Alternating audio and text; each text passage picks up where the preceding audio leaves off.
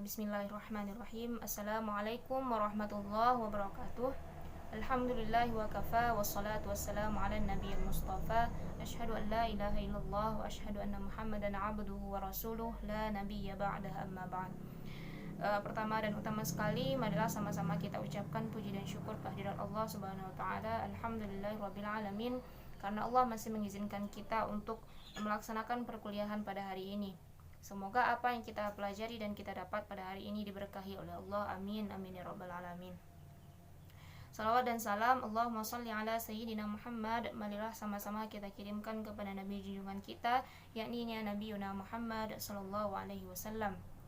Yang saya hormati Ibu dosen pengampu mata kuliah Filsafat Ilmu, Ibu Silmi Novita Nurman, STHI MAG. Yang saya hormati teman-teman seperjuangan dari lokal IAT 3A.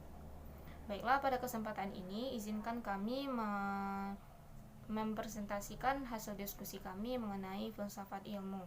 Kami dari kelompok 1, saya sendiri Nur Aisyah, nomor NIM 4120014, Rifki Aziz Tanjung dengan nomor NIM 4120006, dan Tio Pratama Subarga dengan nomor NIM 4120040.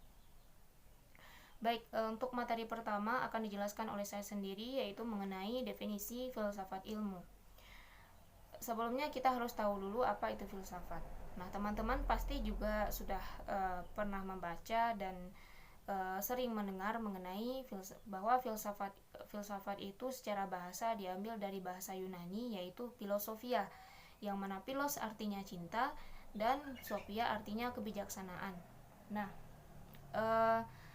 terlepas dari berbagai definisi secara bahasa yang didefinisikan oleh berbagai bahasa seperti bahasa Jerman, bahasa Inggris, bahasa Arab yang diambil dari falsafah, itu sebenarnya maksud dari filsafat itu adalah cinta kebenaran, cinta kebijaksanaan, ataupun cinta akan hikmah. Kemudian untuk definisi menurut para ahli yang sudah kami paparkan di dalam makalah juga dapat disimpulkan bahwa filsafat itu adalah usaha spekulatif yang rasional, sistematis, dan konseptual dalam rangka mencari atau mengetahui hakikat dari realitas atau kebenaran itu sendiri. Bismillah, Assalamualaikum warahmatullahi wabarakatuh.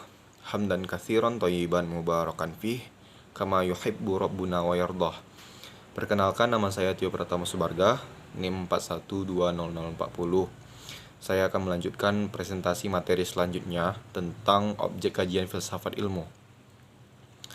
Nah, sebagaimana yang telah kita ketahui bersama teman-teman semua, setiap ilmu pengetahuan itu pasti memiliki objek kajiannya masing-masing.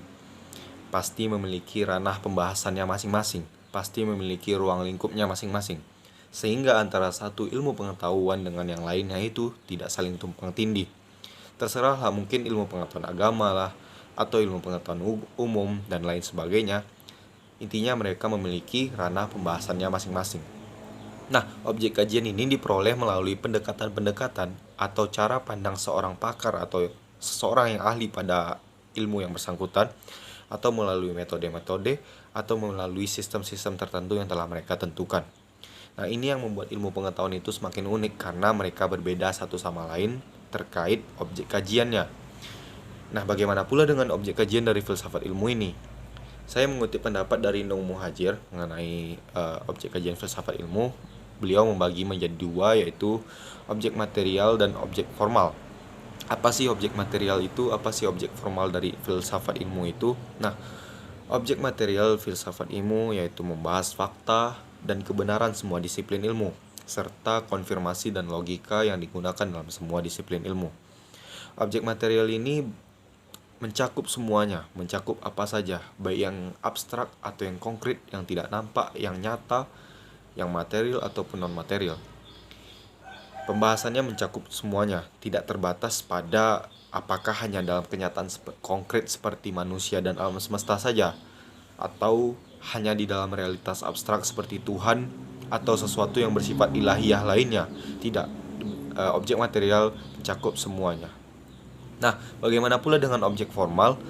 Objek formal filsafat ilmu adalah sosok objek material yang dilihat yang didekati dengan sudut pandang tertentu, dengan sudut pandang dan perspektif tertentu, atau dalam istilah lain kemampuan berpikir manusia dalam memperoleh pengetahuan yang benar. Nah, objek formal dari filsafat ilmu adalah hakikat atau esensi dari ilmu pengetahuan yang sebenarnya. Artinya, filsafat ilmu ini lebih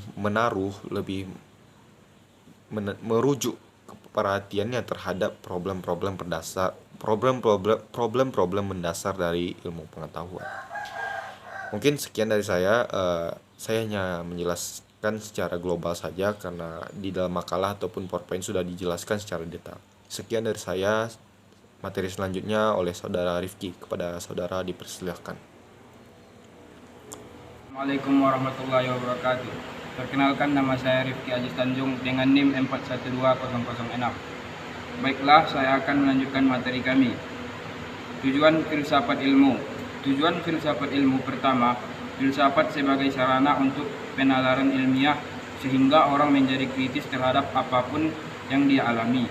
Kedua, filsafat ilmu merupakan usaha yang merefleksi atau mengkritik suatu metode keilmuan.